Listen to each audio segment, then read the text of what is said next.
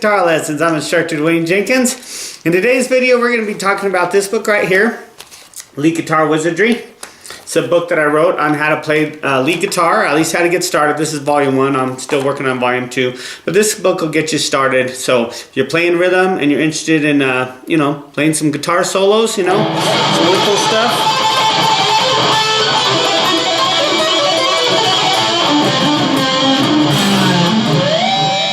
That kind of stuff. That fun stuff, kind of stuff I like to do. Then keep watching and I'll show you some stuff, okay? Let's check it out.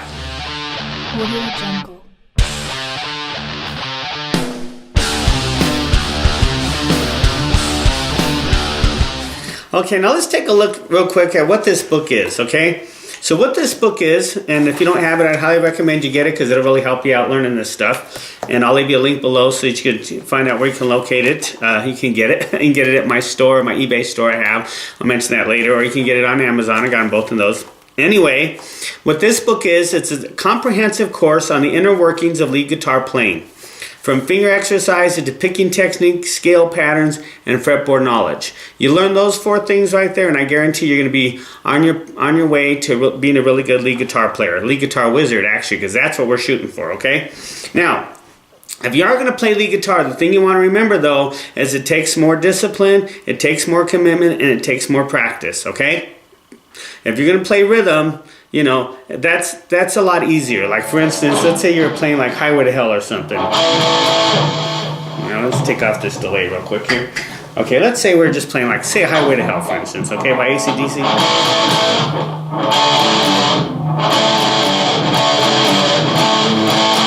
Now, that's not nearly as difficult to learn as, say, the solo,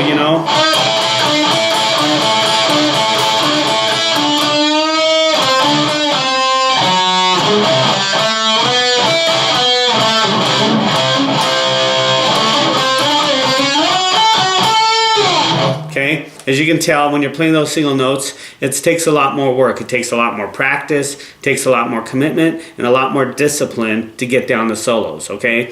And I would highly recommend that you learn some solos from other people because what they do is they teach you how to construct your own solos, okay? I played with a lot of musicians over the years, and some of them, they don't want to play other people's music. I don't want to do that. But, the thing of it is you miss out on how things are constructed and how things are put together, okay? Even when you're writing songs, I would highly recommend learning other people's songs, your favorite artists to teach you how to play, inspire you to play, learn their songs, and what it does is it teaches you how songs are constructed, how chords are put together, what common keys they're played in. Solos are the same way. Solos are hard because they're like a song within the song, and they're harder to play because they only come through one time. Rhythms are easy because the chords repeat themselves over and over again. So after so much repetition, you get it. But solos are hard because they only come through once, okay? So they require a lot more practice, a lot more commitment, a lot more discipline, all right? So I would highly recommend learning guitar solos from your favorite artists, okay? And I discussed that in this book as well, and we'll go over some tips on that later in the video course. But for right now, we're just going to kind of work on this first chapter here, the first... Well, let me give you an example of what we're going to be going through, okay? We're going to be going through Module 1 is Lead Guitar Basics. Module 2 is Scales and Personality Licks, which is your hammer-ons and pull-offs and that kind of stuff. Excuse me, I still got this cough. God, I've had this thing forever. Thing won't go away. It's getting better though, so hopefully maybe next week it'll be gone. But then I said that last week and still with me, but it's getting better. Okay, Module 3, we're going to be going through key progressions and the blues scale. Module 4, additional pentatonic scale patterns. There's 5 of them. If you learn them really, really well, they'll create a roadmap on your guitar that wherever you play it's going to sound good, and that's how those guys do it. You see people just, they're playing all over the fretboard and you think, how can they do that and sound so good and know what to play? It's because they know those scale patterns, okay? And there's actually thousands of them, but we're just going to start with our basic fundamental ones, the pentatonic scales, okay? And you learn those 5 scales, I guarantee you're going to be able to play all over the fretboard and sound good wherever you play. That's what's great about it. It's like a secret, okay? All right, so Module 5, we're going to be looking at scales with additional notes. Module 6, harmony notes, octaves, and hybrid picking, sweep picking, those different types of picking things that you use in lead guitar playing. And then in Module 7, I give you some additional training lessons, okay? Music theory basics, improvise within a song, learning solos from recordings, you know, like I was talking about earlier, some ear training tips, which is really good because you got to have that too, and then chord progressions to solo over, okay? So that's some of the stuff that's going to be coming up in my in future videos. But for right now, we're just going to be looking at lesson 1 and 2. Lesson 1 is Introduction to Notation, which you might already know, but we're going to go over it anyway.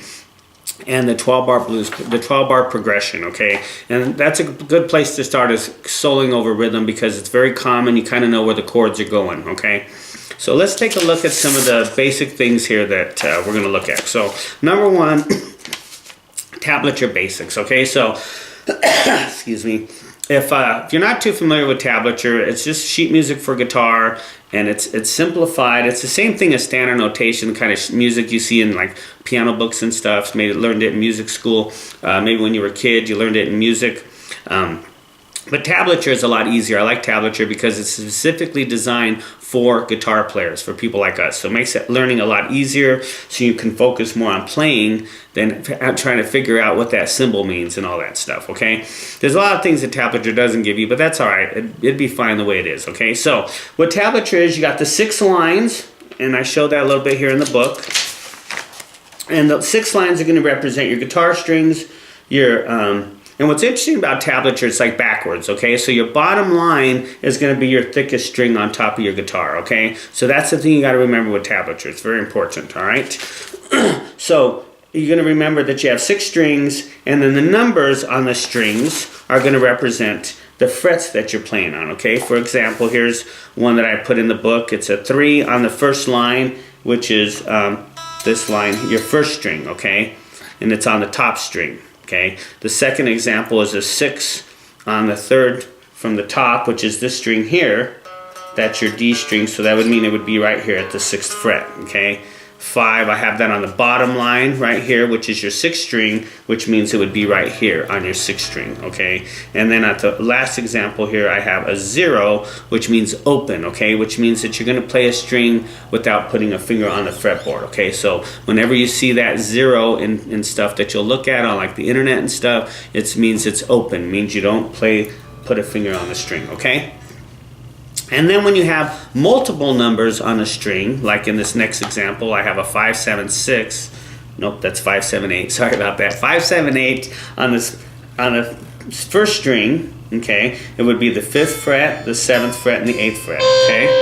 5, 7, 8, like that, okay? The next example here, I have a 3, 5, 7, 9. So that would be a 3, 5, 7, 9, okay? That's how that works, okay? And we're going to get later into like timing and count and stuff like that. So that's the basic fundamental of what you need to know so that you can read the tablature, okay? Read the sheet music. It's very, very important to know that. So if you don't know how to read sheet music, I highly recommend that you start working on that. It's a very, very important skill to learn. A lot of guitar players play by ear and they don't look at the sheet music, and you know, that's okay. You know, it's a good skill to have. But the more skills you have, the better guitar player you're going to be, okay? And you want to be a lead guitar wizard, so you got to have the most skills possible, okay? Because the lead guitar wizards are the ones who are just the most committed, the most dedicated, the ones who study this stuff, okay? Lead guitar players are guys who just, you know, find the notes by ear, but the lead guitar wizards are the ones who know how to do more than that, okay? And I would highly recommend learning how to read at least tablature, okay? It's going to help you to understand things. It's going to help you to see insights that you wouldn't normally see, okay? Now, the second thing that we want to talk about before we get to the progression is our musical alphabet, okay? Our musical alphabet is going to be A sharp, B, C, C sharp, D, D sharp, E, F, F sharp, G, and G sharp, okay? There's not going to be any H, I, or J, anything like that. And there's going to be a sharp after every letter between A and G, except for 2, which is going to be your B and your E. So if you're on a B, you're going to go straight to C. If you're on an E, you're going to go straight to F. Okay, and this is real easy to see on a piano, okay? So next time you look at a piano, you'll notice the white keys, and then you'll notice the black keys. Now your black keys represent your sharps. If you're going up the scale, it's sharp. If you're going down the scale, it's flat, okay? A sharp and a flat are the same thing, just depends on which way you're going. If you're going this way up the scale, like this, that's sharp, because the pitch gets higher, okay? If you're going down this way, that's down, and that's flat because the pitch goes down, okay? So when you look at a piano key, you're going to see there's a space where there's two white keys and there's no black key in between it. That's either going to be a B and a C or an E and F, okay? So next time you see a piano, take a look at that. You'll understand what I'm talking about, okay? Now, the next thing that we're going to talk about is the 12-bar progression, okay? Now, this is the most common progression to solo over, okay? And this is why I recommend you start off with this. Plus, if you listen to songs like in the 50s, they use a lot of this progression, even songs in the 70s and 80s too, but this 12-bar progression is probably the most common one that you're going to solo over, okay? Now let's take a look at it here in like A, for instance, okay? A would be located right here at your fifth fret, okay? The D is going to be located right below it on the fifth fret, 6th string is the A, 5th fret, 5th string is the D, and then if we move up 2 frets, that's going to be our E, okay? That's actually going to be a 1, 4, 5 in the key of A, okay? So if we were to play each one of those for, say, 4 times.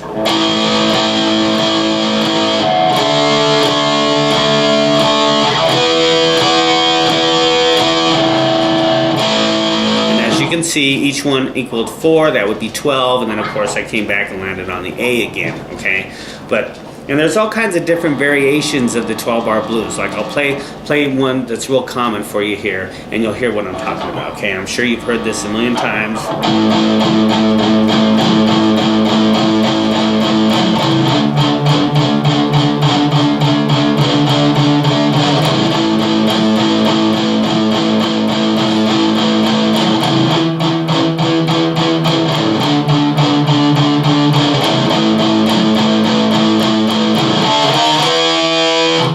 Thing there I did was called a turnaround that takes you right back to square one again, okay, so that you can keep repeating the progression, okay? And that's what you want to do, is be able to, if you can keep doing that over and over again. So basically what I did is I held a power chord here at the A string, at the 5th fret, okay, it's an A power chord, and I'm adding my pinky, okay? That's another thing I'd recommend doing, is get your pinky going, okay? Because it's going to help you a lot, so much in lead guitar playing, okay? So if you can't stretch that pinky out there, work on that, okay? Notice how my pinky's going out there to the 7th fret, and we're getting this, so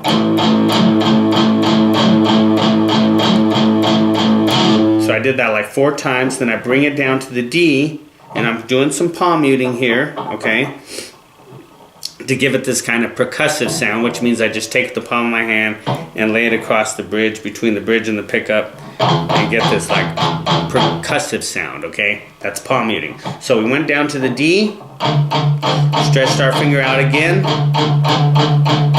then we go back to the A, 4 times with the pinky, then we come down here to the E that I showed earlier, same concept, but this time we're only going to do it twice. Then we go back to the back to the D, do that twice, and then back to the A and do that twice. And then the turnaround, which would be a D, D sharp, and E. And then back to the A again, okay? Now that's a very common thing. You'll hear that in a lot of songs. There's a lot of songs out there, and sometimes it depends on the rhythm that they're using. It used to be kind of a rhythm and blues kind of thing where they went more like a...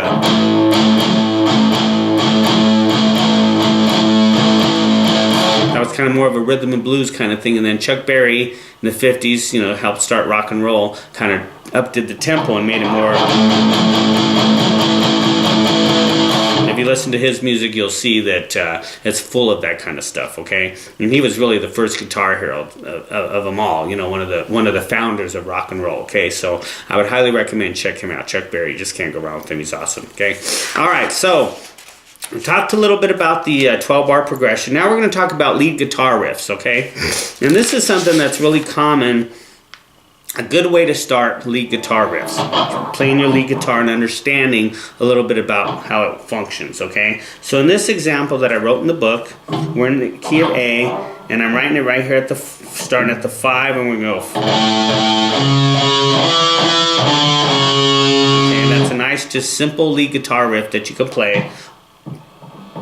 And it's right here written in the book. It's 5-5-4-4-7-7-5-4. And once again, you got to get that pinky going, okay? I mean, you could try it with your third finger, but I would highly recommend doing the pinky because it's just going to make it easier to play, okay?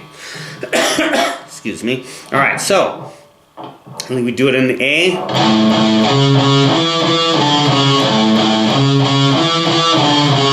Okay, let's say we do that twice, okay? And then we go to our D, which I've written it here in D. We move down to the D.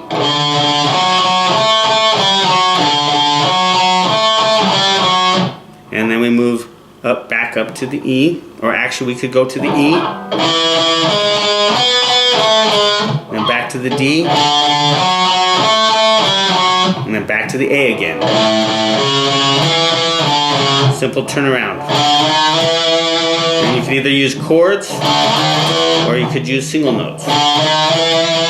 Okay? And that's a really cool lead guitar riff that you can play over a progression. Okay? So let's say you were playing with somebody, or you could record the progression, or you could find a backing track on YouTube. They have tons of them on there that you can find in the key of A, and you can play this riff over the top of it.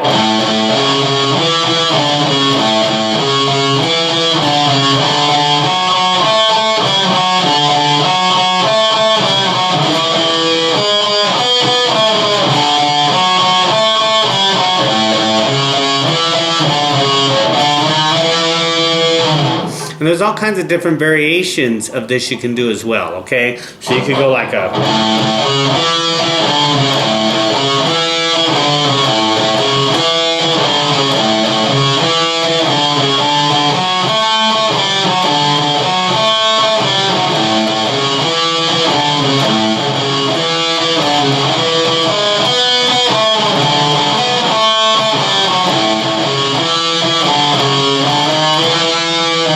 As you can see, that changed the rhythm of what I was doing because I accented on that third note. And kind of held it a little bit instead of playing it twice like I did the first time, okay? And so if you just kind of work with this and you kind of get creative with it, you'll find, you'll be able to come up with even some of your own lead guitar riffs, okay? And I would highly recommend that I wrote it here in A, but try it in other keys too. Try it down here in G, try it here in B, try it in C, D, E, try it all over the fretboard, because what it's going to do is going to do two things, okay? Number one, it's going to get you to understand how the lead guitar riff works. And number two, it's going to get your ear familiar with the different notes around the fretboard, how they sound and how it all functions together, okay? So that's what I would highly recommend you do that, okay?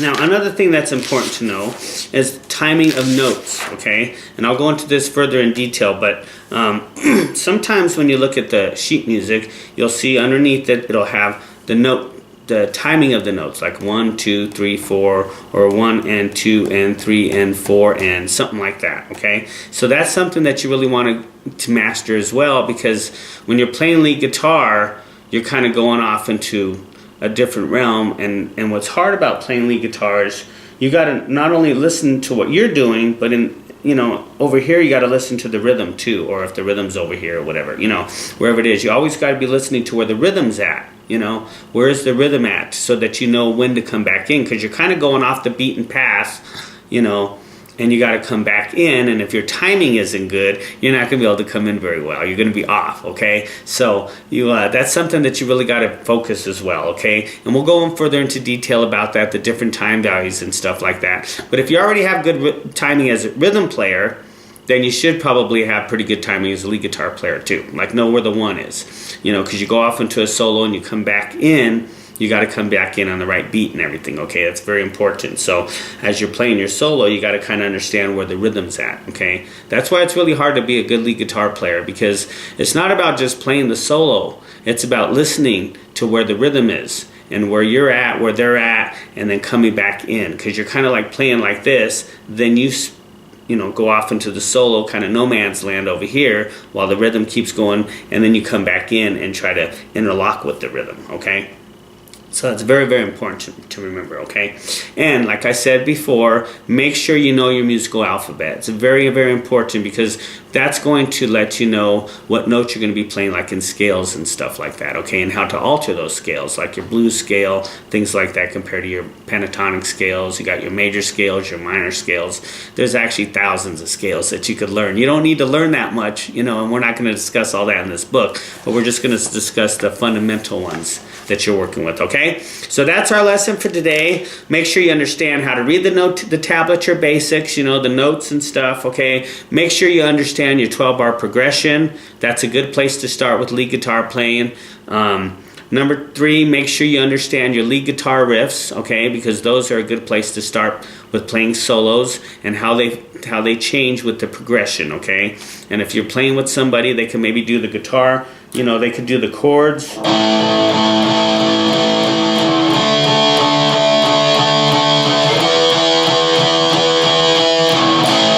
Or you could record that and then do the lead guitar over the top of it, okay? There's many different ways you could do it, or you could just try to find some 12-bar blues progression on YouTube, in the key of A, and then play that lead guitar riff over that progression, okay? And then you can try it in different keys. Make sure you try it in different keys. That way you get familiar with the notes, how they sound in different keys. If you're in G or A or B or C or F or whatever it is, okay?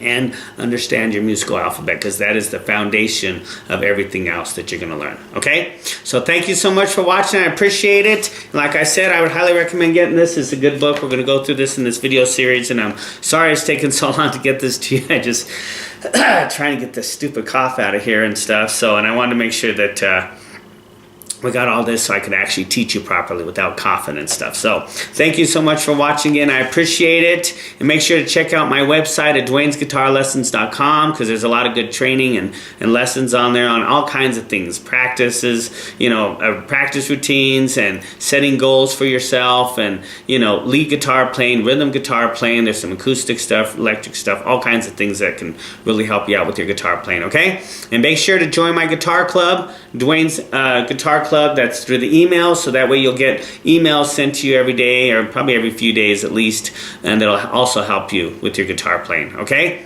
So thank you so much, and check out the links below. I'll leave some links below for this and some things I think that'll really help you out with your guitar playing, okay? And if you have any questions, or please let me know in the comments below, and I'll try to help you out, all right? So until our next video, you guys, thank you so much. Work on what I taught you.